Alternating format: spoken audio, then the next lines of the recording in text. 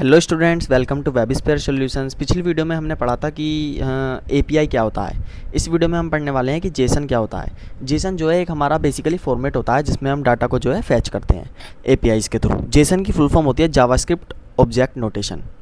जो हमारा जेसन होता है वो सिर्फ हमारा जावास्क्रिप्ट के अंदर यूज़ नहीं होता है। अगर हम पाइथन के अंदर भी फैच एपीआई करते हैं तो उसके अंदर भी हमारा जो डाटा एक्सट्रैक्ट होता है वो हमारा जेसन के अंदर ही होता है। हालांकि पहले जो हमारा डाटा फॉर्मेट जो होता था वो हमारा एक्सएमएल होता था। एक्सएमएल की फुल फॉर्म होती है एक्सटेंसिबल मार्कअप लैंग्वेज। लेकिन आजकल जितनी भी हमारी लैंग्वेजेस होती हैं वो डाटा को फैच करती हैं इन दी फॉर्मेट जेसन। तो जेसन हमारा बेसिकली क्या है, एक डाटा फॉर्मेट है। अब हमारा जो XML होता है उसका जो स्ट्रक्चर होता था वो बेसिकली HTML की तरह होता था। उसके अंदर कुछ टैग्स होते थे, लेकिन XML के अंदर हम जो है अपने इनबिल्ट टैग्स बना सकते थे। मतलब हम जो है खुद डिफ़ाइन कर सकते थे अपने टैग्स। मान लीजिए हमें नेम के लिए डिफ़ाइन करना है तो हमने टैग बना दिया फर्स्ट नेम लास्ट नेम। और जो हमारा जेसन का स्ट्रक्चर होता है वो कुछ हमारा जावास्क्रिप्ट ऑब्जेक्ट की तरह होता है। जावास्क्रिप्ट ऑब्जेक्ट नहीं होता, हमारा जो उसका स्ट्रक्चर होता है जावास्क्रिप्ट ऑब्जेक्ट की तरह होता है। जैसे मान लीजिए जावास्क्रिप्ट ऑब्जेक्ट के अंदर हमारी सारी की सारी कीज़ जो होती हैं वो स्ट्रिंग नहीं होती, लेकिन जेसन के अंदर हमारी क्या होती हैं, जो कीज़ होती हैं वो एज एन स्ट्रिंग जो है वर्क करती हैं। हम उसे स्ट्रिंग भी जो है डिक्लेयर कर सकते हैं। मैंने आपको जेसन की फुल फॉर्म भी बताई है, जावास्क्रिप्ट ऑब्जेक्ट नोटेशन। तो इससे आप जो है डिफ्रेंशिएट कर सकते हैं जावास्क्रिप्ट ऑब्जेक्ट और जावास्क्रिप्ट और जेसन के अंदर।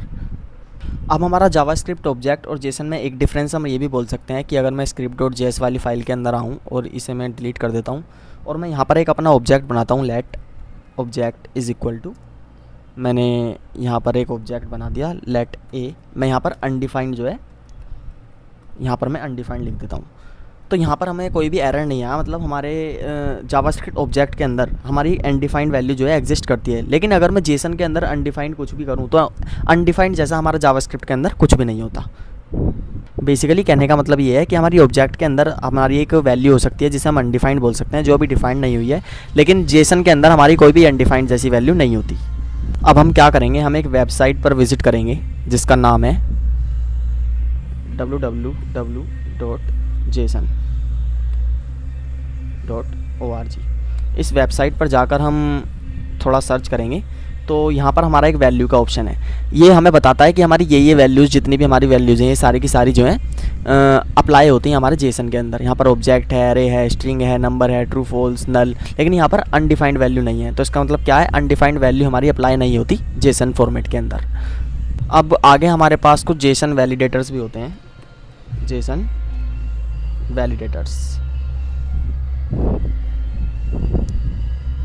ये बेसिकली क्या करते हैं, आप यहाँ पर अपना जेसन का कोई भी की वैल्यू पेयर लिख सकते हैं और अपने डाटा को जो है वैलिडेट कर सकते हैं। ये हमें बताता है कि हमारा जेसन का जो डाटा है वो सही लिखा है या नहीं लिखा। तो ये था कुछ बेसिक्स जेसन के बारे में। That's it.